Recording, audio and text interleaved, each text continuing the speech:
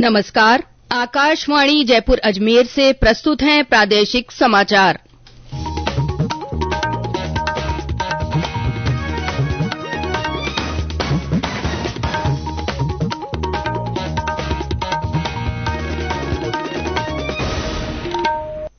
मुख्य समाचार। प्रदेश में भीषण गर्मी और लू से जनजीवन पर व्यापक असर। सरहदी जिलों में दिन का तापमान 45 डिग्री के पार। मुख्य सचिव ने पेयजल व्यवस्था को लेकर उच्च अधिकारियों की बैठक ली। परियोजनाओं को तय समय पर पूरा करने के दिए निर्देश। सरकार ने शुगर, लीवर और हार्ट से जुड़ी बीमारियों के इलाज में काम आने वाली दवाओं की कीमतों में कटौती की। और आईपीएल क्रिकेट में सनराइजर्स हैदराबाद की टीम ने किया अंतिम 4 के लिए क्वालीफाई।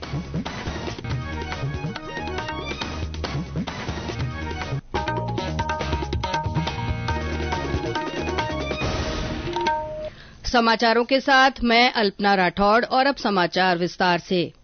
प्रदेश में भीषण गर्मी और लू से जनजीवन पर व्यापक असर पड़ रहा है। मौसम विभाग के अनुसार कई क्षेत्रों में दिन का तापमान 45 डिग्री के ऊपर पहुंच गया है। पश्चिमी और सरहदी जिलों में जोरदार गर्मी से लोग दिन के समय बाहर निकलने से कतरा रहे हैं। जैसलमेर में भीषण गर्मी से लोगों की दिनचर्या अस्त व्यस्त हो गई है।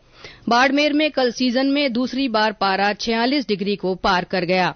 वहां प्रचंड गर्मी के चलते आमजन घर में ही कैद हो गए हैं। और ब्यौरा हमारे संवाददाता से। जिले में इस सीजन में कल दूसरी बार तापमान 46 डिग्री सेल्सियस तक जा पहुंचा। इस बीच रात का तापमान भी 30 डिग्री सेल्सियस से ऊपर बना हुआ है। भीषण गर्मी और लू के तीखे तेवर आमजन को झुलसा रही हैं। प्रचंड गर्मी के चलते लोगों की दिनचर्या पर खासा असर देखने को मिल रहा है। जिले के अस्पतालों में तापघात के मरीजों की संख्या बढ़ गई है। इस बीच नगर परिषद की ओर से सड़कों पर पानी का छिड़काव करने, प्याऊ लगाने और परिंदे बांधने समेत कई जतन किए जा रहे हैं। जसवंत सिंह डूडी, आकाशवाणी समाचार, बाड़मेर। हनुमानगढ़, श्रीगंगानगर सहित आसपास के जिलों में भी गर्मी और लू का सितम जारी है। हनुमानगढ़ में कल दिन का अधिकतम तापमान 46.3 डिग्री सेल्सियस दर्ज किया गया। गर्मी के कारण जिले में बिजली की मांग भी बढ़ गई है। हमारी संवाददाता ने बताया कि सूर्य के रौद्र रूप के चलते मौसमी बीमारियों के मरीज बढ़ने लगे हैं। हनुमानगढ़ जिले में भीषण गर्मी व लू का सितम जारी है। बीते दिन जिले में अधिकतम तापमान 46.3 डिग्री सेल्सियस दर्ज किया गया, जिससे हर कोई बेहाल नजर आया। भीषण गर्मी के चलते जिले में बिजली की मांग बढ़ गई है और तापमान बढ़ने से बिजली की तारें टूटने लगी, जिससे बिजली आपूर्ति भी गड़बड़ा गई है। भीषण गर्मी व लू के चपेड़ों के चलते बाजार व गलियां सुनी नजर आने लगी है। पंखे व कूलर तथा एसी भी फेल होते नजर आए। विद्यालयों में हो रहे ग्रीष्मकालीन अवकाश की घोषणा से विद्यार्थियों को राहत मिली है। सूर्य के रौद्र रूप के चलते मौसमी बीमारियां भी बढ़ने लगी है। उल्टी, दस्त के मरीजों की तादाद भी बढ़ी है। पशु पक्षी भी भीषण गर्मी से व्याकुल हो रहे हैं। मैना देवी, आकाशवाणी समाचार, हनुमानगढ़।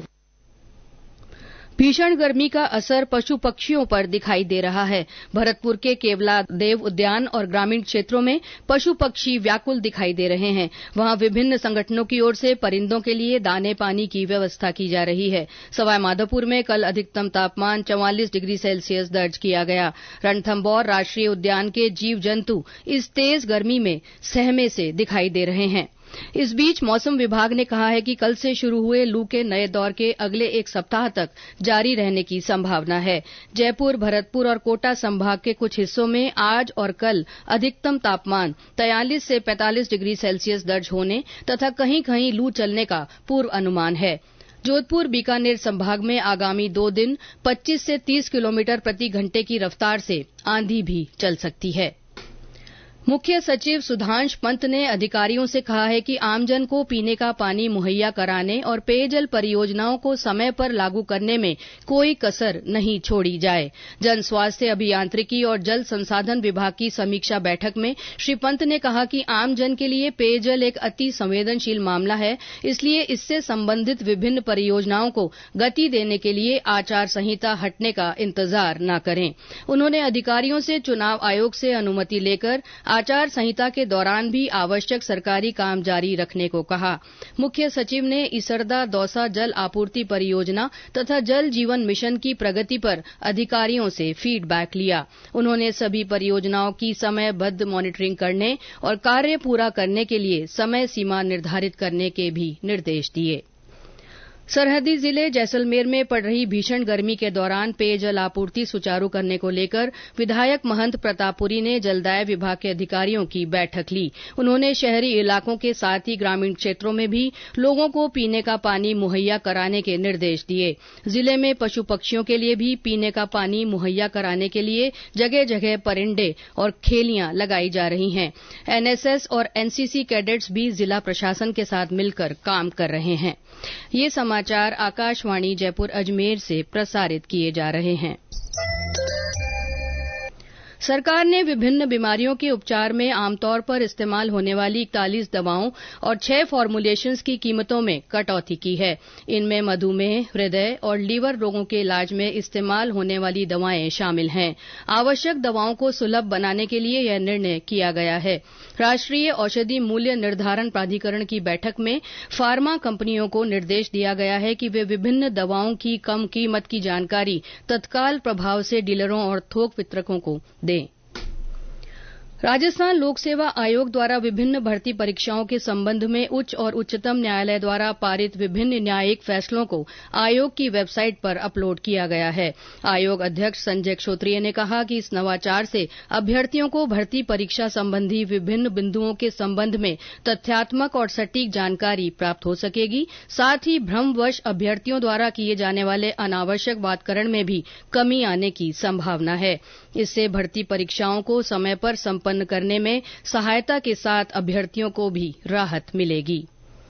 खेतड़ी में कॉपर माइंस हादसे के बाद नीमका थाना जिला कलेक्टर शरद मेहरा ने कल अधिकारियों की बैठक लेकर आपदा प्रबंधन पर चर्चा की। श्री मेहरा ने अधिकारियों से संभावित आपदाओं का वर्गीकरण कर उनकी सूची तैयार करने को कहा तथा आपदाओं के निपटने के लिए पूर्व प्लान तैयार रखने के निर्देश दिए।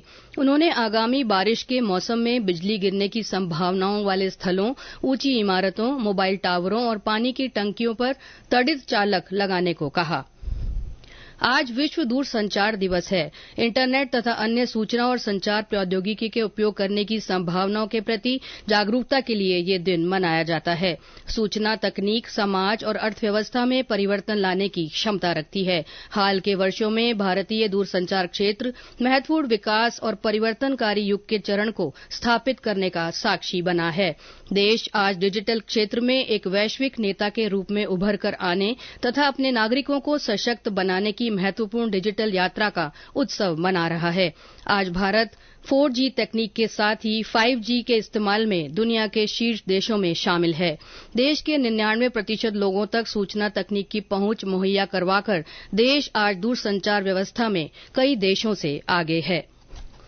जयपुर के जवाहर कला केंद्र में 19 से 28 मई तक राष्ट्रीय सहकार मेला आयोजित किया जाएगा। सहकारिता विभाग और राजस्थान राज्य सहकारी उपभोक्ता संघ की ओर से 10 दिवसीय इस मेले में लोगों को शुद्ध और प्रमाणित मसाले एक ही स्थान पर उपलब्ध हो सकेंगे। मेले से मसाला उत्पादक किसानों और छोटी इकाइयों का सीधे ग्राहकों से संपर्क हो सकेगा।